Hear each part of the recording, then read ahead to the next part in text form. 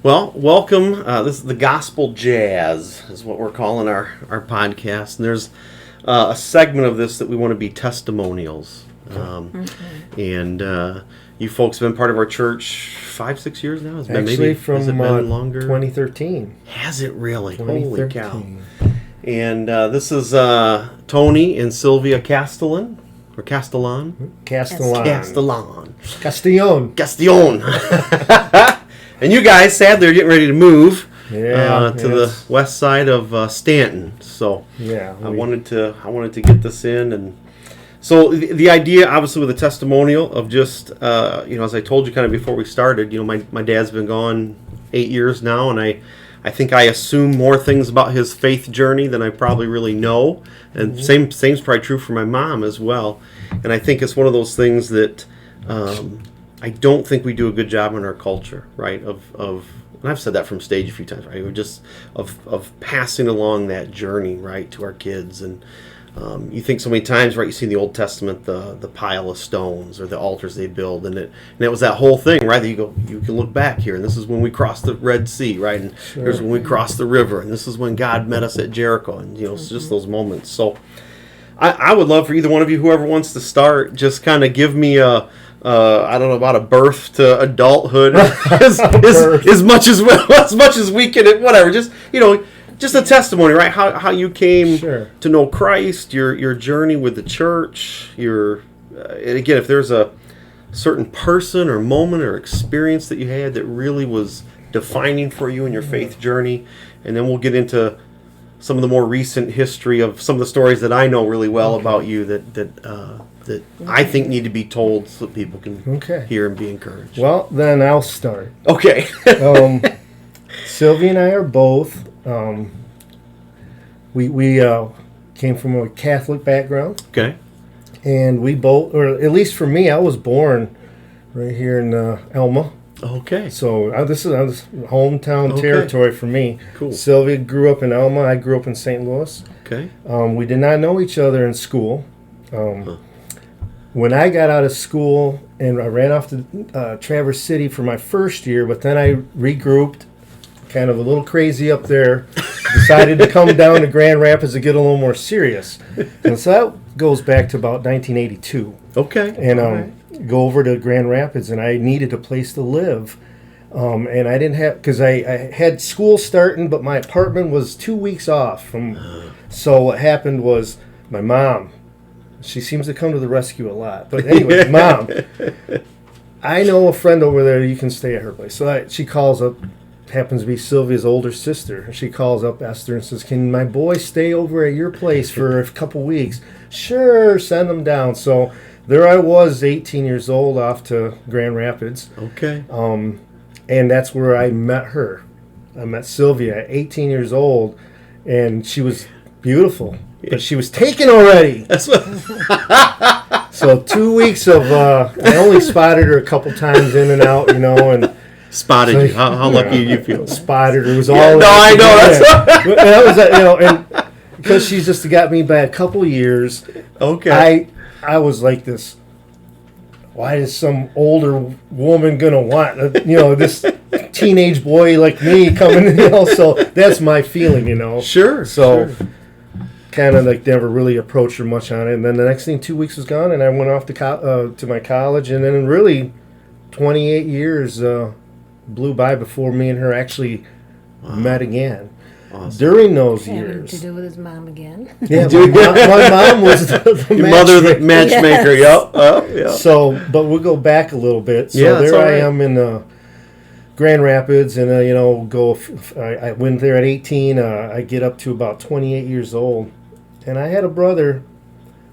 Once I left town, the Catholic thing I didn't feel right about it. I just need to move on a little bit. I got out of town at that age. You don't really get too involved with church. Yep. So it wasn't until about 28 years old, and I was working. I was doing good. I was off in Indiana, and I have a brother that was 1 year younger than me, and he got injured as a baby, and he didn't develop normally. So he had disability throughout his life. He never was able to talk. walk. Really? After a fall. It was a fall at really like a 2-week old deal, no and he was way. just a year younger. So I was only a year when this injury happened. So as he developed, he had to be put in a home. Okay. And then I graduated, and during those years I visited, but then I graduated and moved on, and I literally let about 8 years go by without never seeing him. And I got a call. I was down in Indiana, and I got a call one night that your brother's really sick. He's in the hospital in Carson City. You need to come home. So I packed up, and I came home. I got there at the hospital at 2:30 in the morning, and my brother was on the bed, and my dad and my mom, they're surrounding him, and he's having these convulsions, and his temperature was shooting up to 108, 110. Oh my goodness. And so I was only there about an hour, and my mom really had to go to the chapel. My dad was there next to him. I was on the other side of my brother, and he passed right there. Dude. And when he did, my dad started to, literally picked him right out of the bed. He's like, David. He's picking up, shaking him, and I had to run around the bed. I had to grab my dad. I had to say, he's gone. I had it under control all until I went to that chapel to tell my mom that David had passed. And I carried a lot of guilt for not going to see him. Yeah. And that was when I said, I got in my mind, this is even hard. No, it's fine, man. This is great. I got in Mom's lap, and I said, I said he died, and I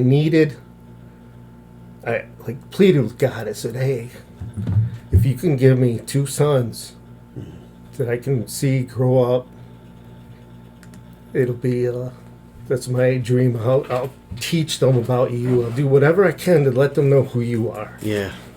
And that was my prayer right there.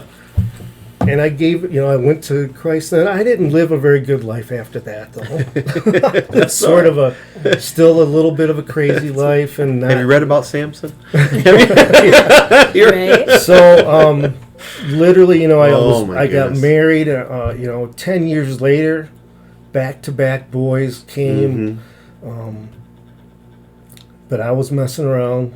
I was in drugs and things, and at some point in there, I had to go I went to Teen Challenge. Oh, you did? Yeah. I did a Teen Challenge stint, which was like, I wish I would have been able to be strong enough to make it the full program, because it was one of the most amazing things I ever did. Cool. But I only lasted about 90 days out of a full year program. Oh, really? Wow. And during that 90 days while I was there, I was hit pretty hard by the man upstairs. I mean, literally, you are throwing your life out the tube, and you got so much for you. You got kids. And it's still my goofing around and things, really didn't help on that marriage, and it led to the downfall of my first marriage. But, then things regrouped. I came this way, and I got a new job. I lost a job that I had for 20 years, so things got really hairy for me. I think it was like 2010, I was divorced. Okay. 2011, I lost a 20-year job. Wow. And then I was just meeting her, and In 2010. and life was really just sort of, at first I was okay when I first met her, but then when I lost that job, things just went a little haywire, and I ended up taking a job that took me clear down to out of state, 100% in Indiana, then down to North Carolina, and I was dating her at the time. The boys, Joseph was calling me every day as an 8-year-old. Daddy, and then he'd just sit there on the phone and and I'd say, Joseph, what do you got to say? What's up? I just want to hear you talk. Aww. So I'd have to come up with things, and it was heartbreaking. Oh man, yeah. And so when I finally got the Michigan State job, I was really going to make about 90 grand out there, but I was away and I couldn't stand it, and so I took the Michigan State, came back at $45,000 a year, and that's when the boys, right about the same time, they're like, they're at that age where we want to live with you, Dad. We want to live with you. We want to come. And that's all. Joseph just threw school out the window. He just wouldn't try no more. And my ex-wife over there was like, you deal with these boys. I can't do nothing. I said, okay. So I rounded them up, but I knew I needed help. Yeah. And me and her had been dating long enough where I needed her. Yeah. Amen. And we chose, can you help me be my wife and you and me give these boys a solid place to grow up instead of the turmoil they've been through. And so that's when we met. Okay. You and me. Okay. That's when we met. Yeah, I know. So let's lay out. Let's pause your story right there. And thank you for sharing, man. That's exactly what I want out of this, right? I want to hear people's stories, and I think other people need to hear, right? And again, whether that's just your family or friends. That's an emotional one for me every time. Yeah, it's all right. That's my brother. Right. Yeah. His name was David Joseph Castellon. David Joseph, okay. That's where my son David and my son Joseph are named after him. Cool. Great boys. Well, Silvia, you... I also grew up Catholic. Okay. And I was taught, about God and His love and Jesus, His Son. And so I was always a believer, but I didn't know until soon after I met Tony in 2010. I think that was like in August. And in the first week of October of that year, my husband left me my daughter. It was quite a shock. You're going all the way. You said 2010 just now. Yeah, you're rewinding back to 1982. Yeah, that's okay. That happened in 1982. That's right. It's okay. Soon after I met, but I had my oldest daughter, and soon after, actually it was soon after the first time I met Tony, which in 82. And then that year was my husband left my daughter and I the first week of October. It was rough. Yeah, I remember. And we weren't attending church, although the both of us, I think he grew up Catholic too. Okay. And we weren't attending church, so after he left, and I was just devastated, and I was like, I'll bet God's telling me we cannot continue living life without him. Wow. So even though he went his way and didn't attend church, I knew that I had to. Sure. And so I tried a couple Catholic churches, and I didn't really feel welcomed. And then one of my sisters was going to a Bible teaching church, and she said, you've got to really, whatever Bible teaching church you can find, you've got to try it. And wow, the first time I went, it was a Maranatha church. Okay. I was like, I couldn't get enough of that service. It was wonderful. It helped me to learn more about God's word and just brought it more alive, the pastor there. And so started going to Bible churches and been going ever since. And then I learned that you have to be, John 3:16, to be baptized first by water, but then be born again with the Spirit. Sure. And so I didn't know that as a Catholic. So I started sharing that with her. Got a lot of siblings, and okay. I was sharing it with them, and I was like, wow, once you go to a Bible teaching church, it's just, you don't want to go back. Yeah. And I keep growing in that. And so when Tony and I got together, I was attending Ada Bible Church in Grand Rapids. Are you familiar with that? Yep. Pastor because I Kevin, grew up over in Holland. So I mean, it's just through passing through and stuff. I'm familiar. Yeah. Yeah, I think his name is Jeff, maybe. Okay. Jeff or Kevin, but awesome pastor. Cool. His church got so full that they built 2 other ones. And even though he wasn't there physically, they had him up on the screen, and those churches still got packed like crazy. Man. He's an awesome pastor. Cool. And so then, when Tony, we were dating well, and we started talking marriage, and then we came over here. and we've got to find a good church over here. So kind of pick that hat, reach into a hat. This one. That's not. Hey, that's not. We live close to the church there, Church of Christ, and so Tony's like, "Well, let's try this one." I heard a lot of good things about Church of Christ. Okay. That's because why we wanted a pastor to marry us instead of just, friend of. And so yeah, I guess let me pick up the story. I guess a little bit. So 7 years ago was that? 7? Yeah, it was 20 in years. October. It'll be 7 years. So. Yeah, without getting into the whole history of art, so same thing. I was hired in as the youth minister, but Keith and I were in this transition period, and so that would have been probably towards the end of that. So, I was the lead minister or whatever, and yeah, when we got here, you were already. Yep. Remember you guys coming in and if I could just offer you guys some encouragement, it just I was like, wow, here's this new couple, and they want me to marry them, and it was like. I gotta be careful. I don't want to offend anybody.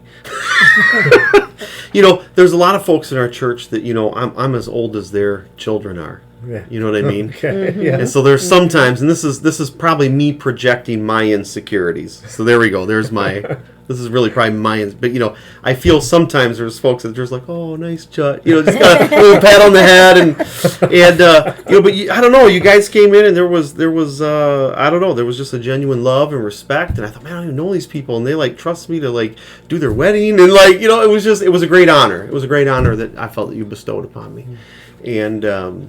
So yeah, we at the Clap Park right here in St. Louis in the gazebo. Yeah, and we lived right across the street. It was really convenient. Beautiful. Yeah, so that was kind of the start of our relationship, and that day was 80 degrees on Was it? October 12th. Was it really? Oh my goodness! Oh my goodness! Those are the kind of things that seem to Yeah, we just get blessed. Me and Sylvia and I have seen a lot of. Really special blessings. In that saying, he's the God of second chances, right? Absolutely. And thirds and fourths and 12s been given and that. thousands. But so no, that was just cool. And again, as I've seen you guys, and again to encourage you, I'm gonna offend people. I don't know. I guess I shouldn't care. You guys, in my experience in 20 years of ministry, are not the norm, right? You guys came in, you got plugged in, you got to know people, you got involved in small groups. It was just one of those things where, wow, this is. But again, right, like you said, we were seeking, right? We were hungry, we were needing it. So, and I'm not sure when we started the hunting thing, but you come out to my father-in-law's property such there, a blessing right there, and the boys, and I've been able to share with Joseph. When your dad gave me the little scare of just you for a minute, it was oh, Joseph's going to be devastated. He loves to be wherever I'm hunting. Yeah, no. So, but he seemed to just fall once I talked. And he was so easy to talk to, really. And I just told him my situation. Sure. Well, sure. Then once I told him I was. The property next door was letting me hunt there too. Wow, as long as they're letting me hunt there too, I guess I can't do much. So, but it's been great out there. Good. Every year. That's where and Sylvia just loves venison. That's so she that's can't good get too. Enough of that stuff. That's good too. My kids are a little too picky still. Really? But, yeah, a little bit. But so. Shortly after there. So this is, again, the journey that I've walked with you guys here the last couple of years. So, let's continue. So we get married, and life is good. However, I've got a ball and chain yet, and that's not actually my ex-wife. It's more, sorry to say that. It's really more my house that I got over in West Michigan. That's right. I've owned that house since 2001. It's I bought it. Beautiful house. When when me and my ex, when we first were, I wanted to raise the boys out in the woods. That was my desire. When we got married in Grand Rapids, I said I got to get them to the woods. I want to raise them around, hunting, and so I took them out there in 2001, and things started really good. Then I don't know where I'm going with that. Why did I do that? I'm just saying it was a ball and chain. Yeah. So during those years after we were married, I still had this, and I was throwing people in there, trying to first it was a couple that was from the church over there that I went to. They needed a place. All right, cheap. And then then just family went in again, and that just went not as good as it should have. Sure. And then threw a young man in there for a little while, and he seemed to be okay for a while, but then he just left it. Just messed it up, kind of left it, quit, everything. So all 3 times the place kept getting just messed up, and we had to refix. So we finally, and I'm trying to just hold it. I'm trying to make sure I don't lose it. I want it to be some sort of a benefit to us, not like and I was so close to where the possibility of going bankrupt. I had people saying, just do the bankrupt. I said, I don't want to bankrupt. I can't. I got a good enough job. I can get through this. Yep. I kept telling Sylvia, we'll make it. Yep. Remember praying about that for you guys? Yeah. 2016 comes around. Lord, get the house sold. 2016 comes around, and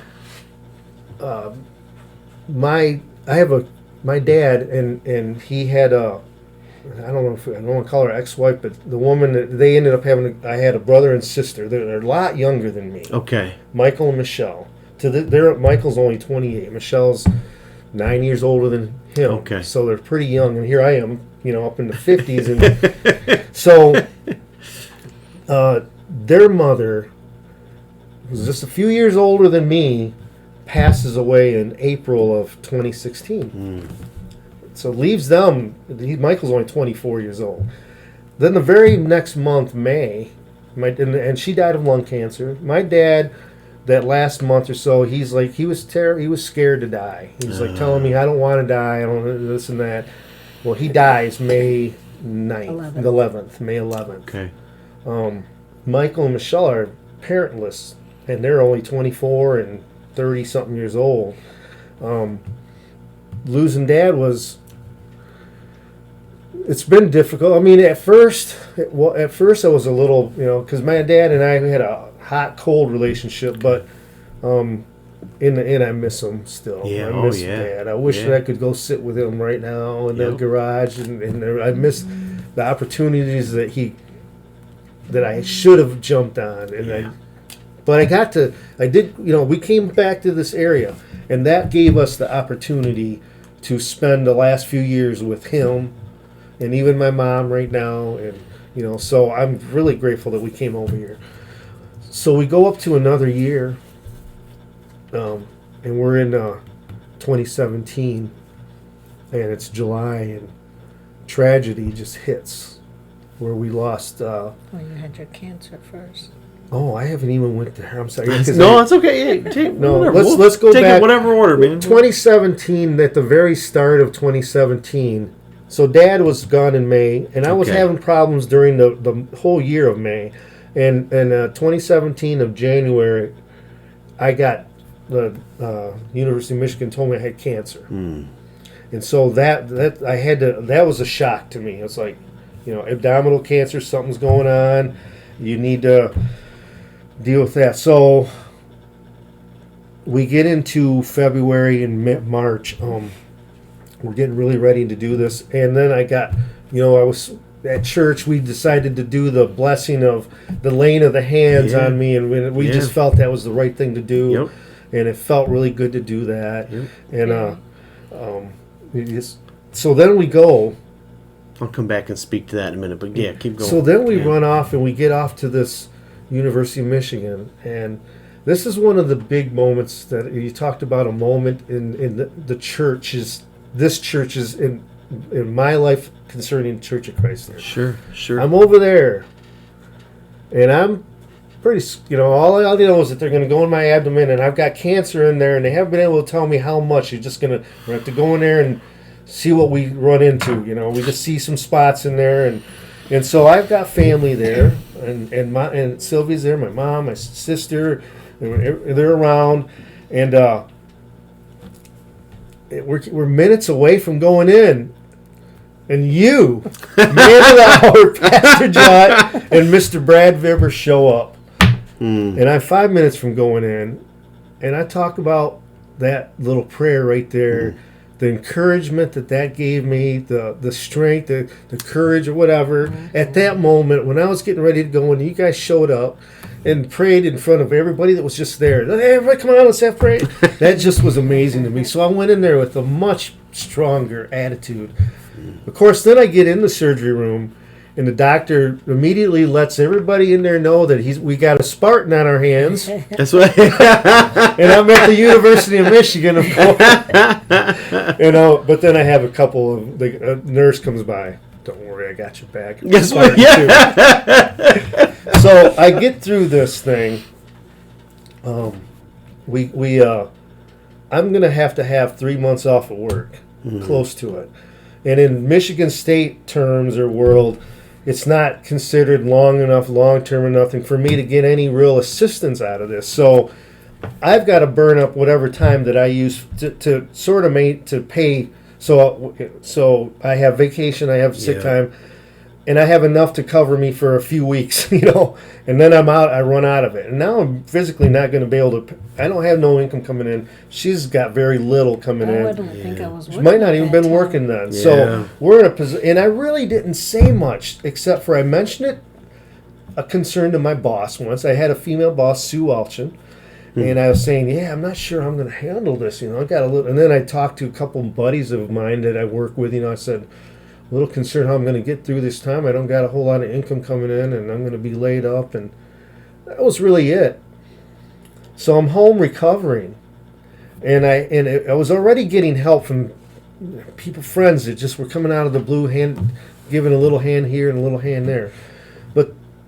We get into my recovery, and it's been about a month or more, and I'm at home, and a couple people from my work show up, from my skilled trades group of friends that the family that I had over there at work. Yeah. And I was floored. Sylvia and I were both floored because they show up with an envelope and say, we put something. Because they made the drive up from Lansing. Yeah, here, they drove up here to St. Louis. Two of them that I hang out with and do things with once in a while. And they said, we got a bunch of people together, and we asked for a little collection and things. We got something for you here, And we broke that out.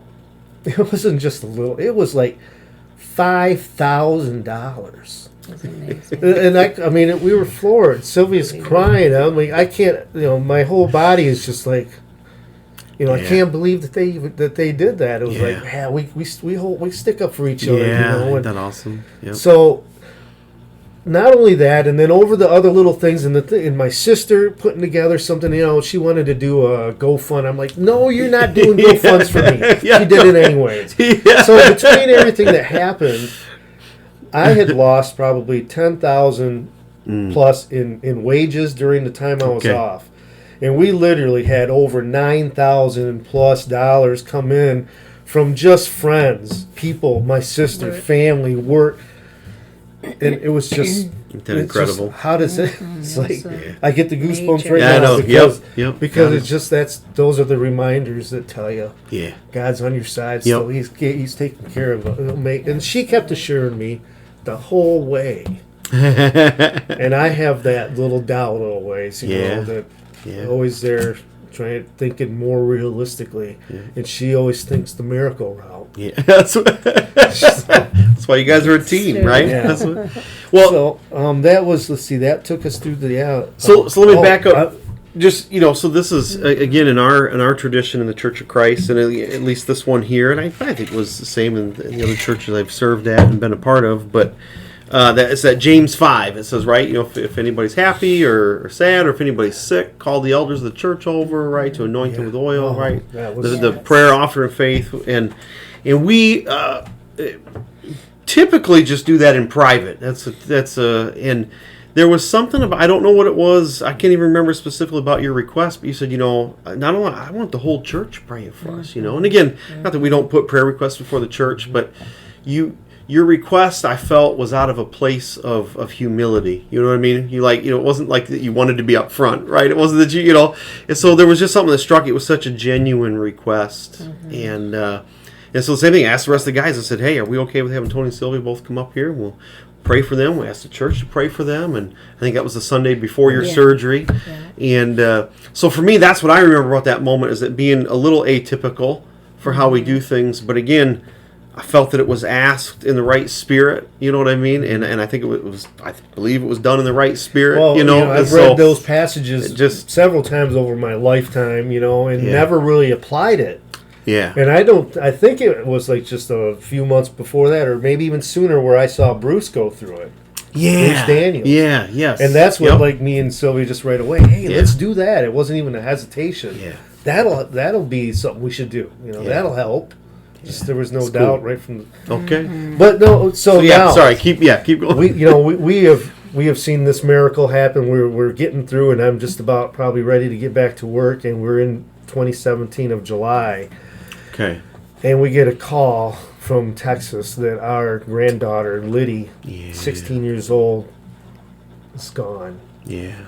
And that was tragedy just beyond words at that time. I mean, I don't know if you want to contribute what you went through there, but I know I was at work when I was called, and Sylvia was with family over at Cedar Springs, and I was in Lansing working on Saturday morning, I believe. And when I got the call, it was my son-in-law just telling me, you got to come home, you got to come now, you got to come now. I was like, why? And when he told me that, it's like my heart just hit the floor and came back up. And all I could think of was, well, her and Allison. And it just, when I hung up, I just, I let out a wail right there, just knowing that life has changed. Yep. Life is different now, just from that moment.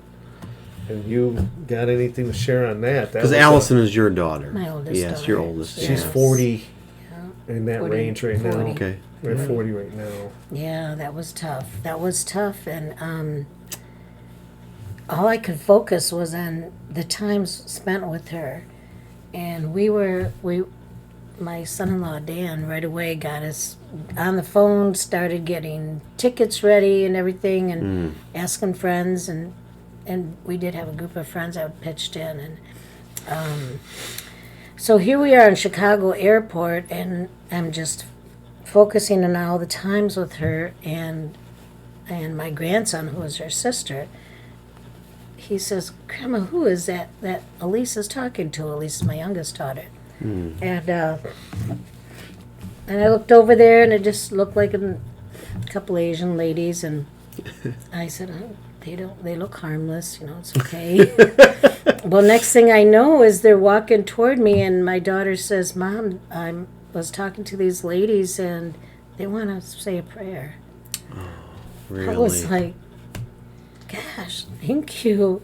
And then I realized, the Lord's telling me, you're not alone. You're not alone. I'm here with you. Cry out to me. Yep. And she just said the most touching prayer. Awesome. And it made me realize, gosh, I should be talking more to the Lord through this instead of totally focusing on my hurt and my, I was so thankful that he placed those ladies there. Yeah. Right at the right time. See, and and to me, that's the beautiful thing about the body of Christ. Again, those two Christian ladies, right, that the Lord put there, or the writer of Hebrews says, right, sometimes you entertain angels unaware. The same thing. It's what she needed at that moment. Yeah, absolutely. I think that absolutely. Amen. Everything was kind of chaos at that point, right? Everything was like behind. They couldn't get there. Things were just going. Had missed a plane, and it, not on our fault. Okay. It was just, and those ladies came just. Wow, that's at amazing. The right time. It was cool. It was such a miracle. It was awesome blessing. Very cool. So that's been that's only 3 years ago. So we still at times have this struggle with having her gone, and then Isaiah and Isaiah and Allison. Isaiah was the old, he was here with us. I don't know if you remember Isaiah. Yeah, a little bit. Yep. Her older met him once brother, or twice, but yeah. He struggles a lot with this whole situation still. Losing her. He's back there with Allison right now. But he has I think it's epilepsy or seizures that he struggles with. So he's not been they're in able, Texas, right? Yeah. And San maybe moving. We're praying. We want to put praying. that on you to help pray that they'll come home because she's over there. I think just the other day Isaiah had a a seizure, and she And when they witnessed hit, it's like one comes after the other. So like Yeah. five And when of she them saw would- it, it just terrified So her. many And then others. I think she called Sylvia, and she's like, crying, like, Yeah. is this her life of Yeah. dealing with, how Isaiah's just struggling so much? Is she going to have to deal with this? Oh, and then Sylvia began to let her know that, your support is here. Yeah. Not only, you got God there, to support you, Sure. but we're over here. But the family, yeah. Sisters, Yep. we're all over here to support you, so you don't do it alone. Yep, absolutely. We know you love Texas. We know that, but Isaiah has this desire to come back around family, and it's almost like he needs that For sure. so much more desperately than the sun in Texas right now. Yeah.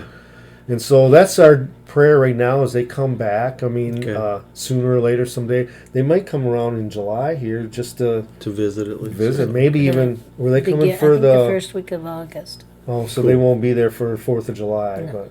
Yeah. So, I think we're getting close. 2019, That's okay. 2019, I'm carrying debt, but I sold the house. Yeah. Okay. Yeah. Good. I was thinking about that. I'm like, did we ever wrap that? No, the Ball house and chain. got Yes. unloaded. Yes. Yep. And I had like some federal debt still, quite a bit that I Okay. had to, and Sylvia was ready to move. We got rid of the house last year, and she was like, let's move it. I said, I really can't. We can't. I need, and that's what I did. Over the year of 2019, I got rid of all debt. Awesome. So when we got Great. here to 2020, I had nothing that was really hindering Hanging it no over your more. head. Yeah, good, we didn't have good. we didn't have to wait for a house to be sold. Yep. We had a little enough money to just have for a down payment Yeah. on it, and Amen. and we were able to buy a house of dreams. We have Awesome. a house on a lakefront, 84 foot of lakefront property. And there's a maybe a quick story there too, right? Because as you were telling me, you looked at the outside of the house because with all the COVID stuff going on, you couldn't actually Yeah, go we in couldn't. it.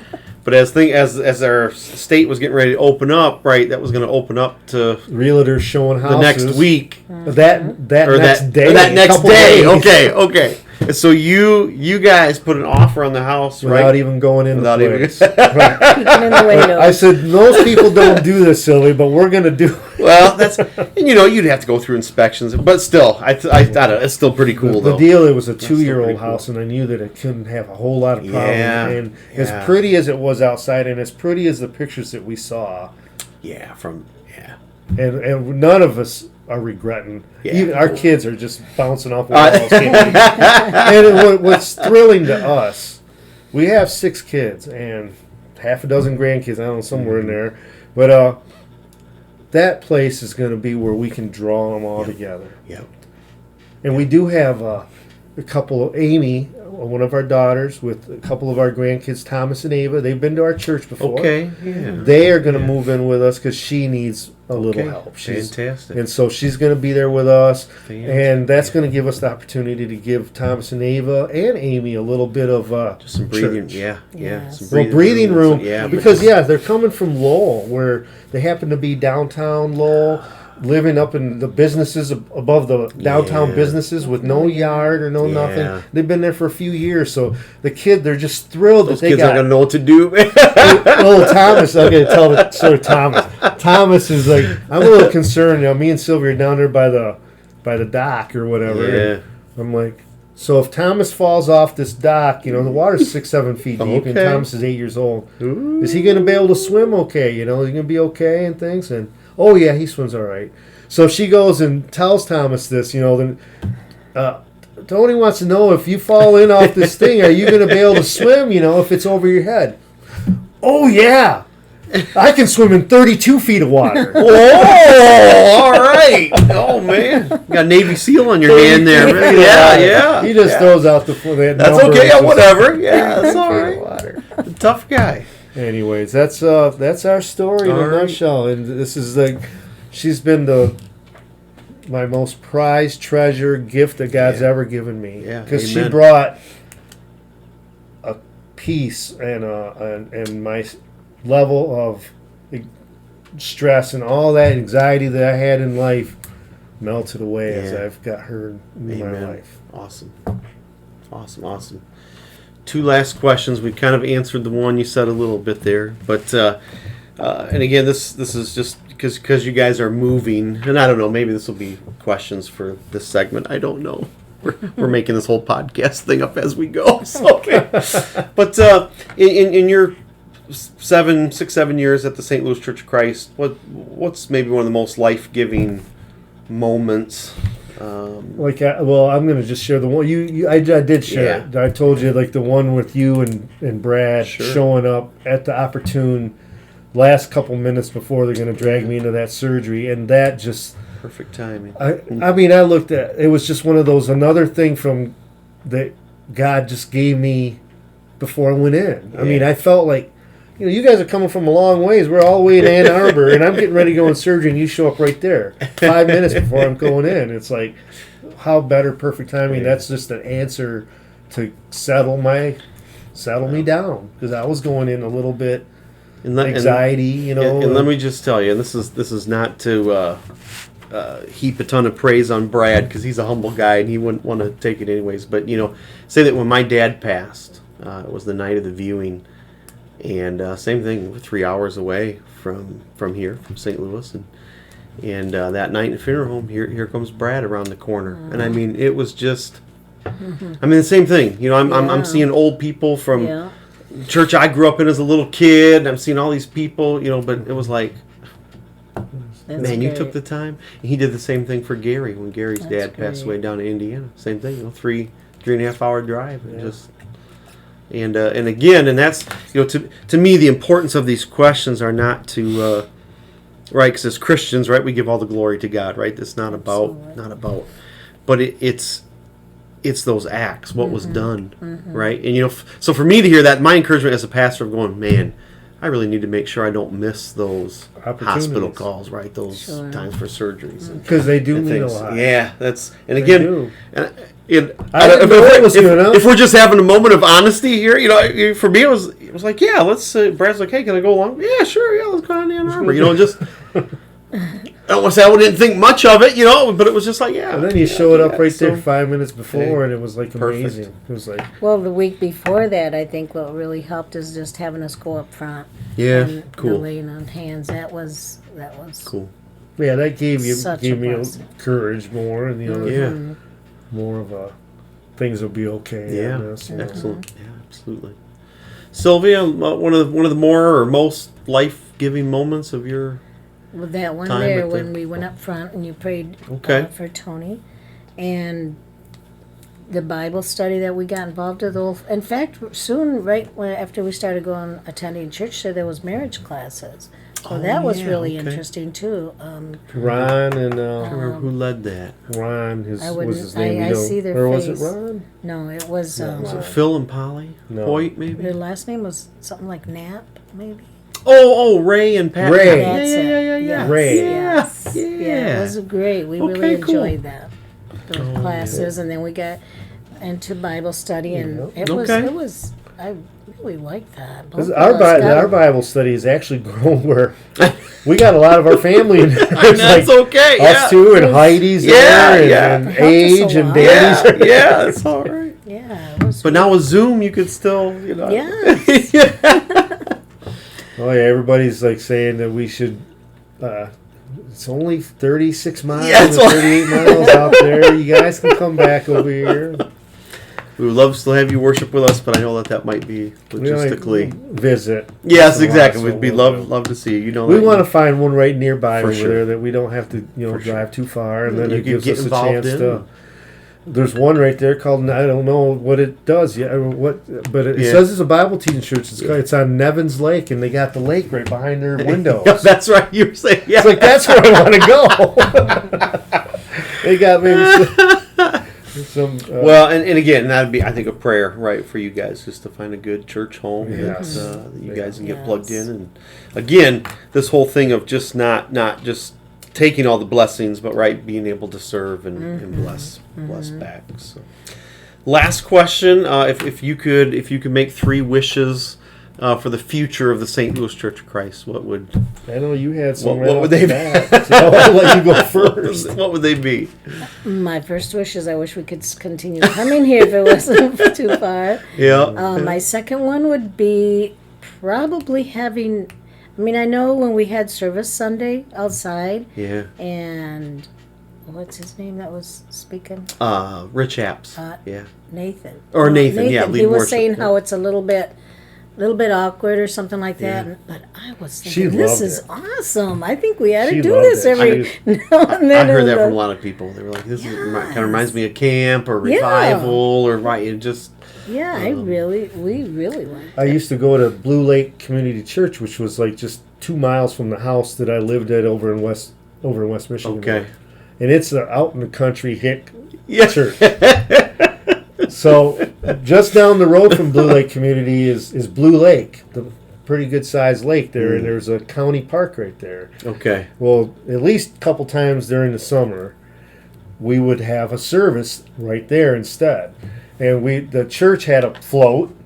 They'd throw their whole praise band right up on that float. They'd get that float down there, park it right in front, and then everybody would take lawn chairs, and there'd be that'd be a day of hot dogs and really? And what do they call that when everybody's bringing Like a potluck or something? one of Yeah. So we'd have service right there on the water, and it'd be cool because they're jamming and all that. And people are out on boats, and some of them would actually pull up and sit there and check it out. And, cool. And then after it was all over, we'd have a big meal, and usually you had a couple people do some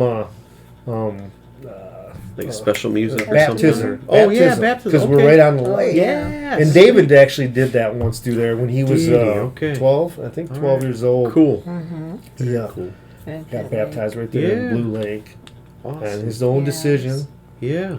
So that was a really cool church, and I don't know what got me going back to Blue Lake. You were talking about just a wish. Wishes for the having services outside. Yeah, it was just really awesome. Mixing things up a little bit. Yeah, I think sometimes it's it's just so easy to get kind of stuck in our ways and just routine, doing the same thing. And I think that is something. I think this whole COVID thing has taught all of us to we got to be a little more flexible and willing to roll with the punches a bit. So. And it was a perfect day for it. It was. It was. Can't always do. It was. There's rain in the forecast this weekend, so I'm a little worried. But, she already has mentioned that because she liked it so much. She's already looking ahead for the next one. I know. I'll bring my umbrella. I know. We'll see. We got maybe a plan B, or we'll just winging it, aren't we'll you? still just do what we're doing. It really is. I mean, I've had people. How many weeks are we going to do this? I said, We'll see what happens. I think another wish would be, I know before you've had at times where people would stand up and give their testimony. Sure. I thought the sharing of testimony was really nice. Yeah, we need to do that more. Yeah. And again, that's something, again, just differing with differing church traditions. The Church of God that Nathan is out of, my wife is out of the Church of God as well. I mean, that's I don't know about every Sunday, but there's the few times we visited the church that we got married at, Edgewood, out in the country there, east of Ithaca. Most Sundays they do. Hey, just got testimony time, how the Lord bless you, or answer a prayer this week, or it's really nice to hear. And so, and again, it's hard to get people to jump up and but it's so every day or every week basis. But I think because a couple years ago with the revival, we had a lot of that, right? Where there was kind of that testimony time most at the end of most nights, and just getting to hear from people, and so again, I think in part that's kind of what we're hoping to do. I think with this segment of that podcast, right, is just to hear people's stories. But it's something we could do corporately, and we could do a much better job of that. Well, Tony and Silvia, I thank you, and it's been a pleasure knowing you. And again, I hope that. Again, Stanton's not super far away, so I'll probably end up calling you again when you get close to deer hunting. That's quite, that's fine. Well, I probably should just call your father. Yeah, I got his phone number too. I need to come out. I need to get out there with you. And it's hunting, I've got Joseph to go out there with me a few times, but he always likes to get off on his own. But it's been fun out there. That's been a lot of. He has told me that he's had so many nice little experiences out there. It ain't that big of a little chunk of woods, but it's just those deer. Just enough, man. They're there. They hide back there. Yep. It's been fun. Well, guys, thank you so much for sharing. I appreciate you being our kind of guinea pig. Oh, really? You are number one. Yeah, you're going to be the number one. That's okay. However we're going to number them, or label or whatever. But God bless both of you. Thank you. And I Thank thank you. you I for appreciate that. everything. And, We've enjoyed being a part of this church. Yes, great. we We've have. We've always felt as just part of the church family. Good. So I'm even glad. though we didn't really become official members, we've always felt like we've been. Yeah. Well, good. I'm So- glad to hear that. I'm glad to hear Yes. that. All right, We'll miss everybody. I know, It's gonna yeah. be hard. I know to- we'll miss you guys too. We were just talking about it. I think you were just telling somebody on the phone how, you were naming some of the people, and then it's gonna be But we difficult. do plan on having one of our Bible study get-togethers over there. Yeah, Everybody wants to absolutely. come over. Yeah, there. absolutely. Come Yeah. on over when Looking we get forward sitting to there. that. And by the way, we've got. We might have said we get the keys next Wednesday. Oh, Yeah. nice. So we're already Okay. going to start Start getting moving. things out there.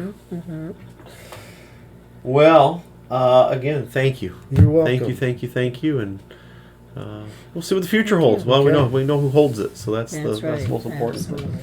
All right.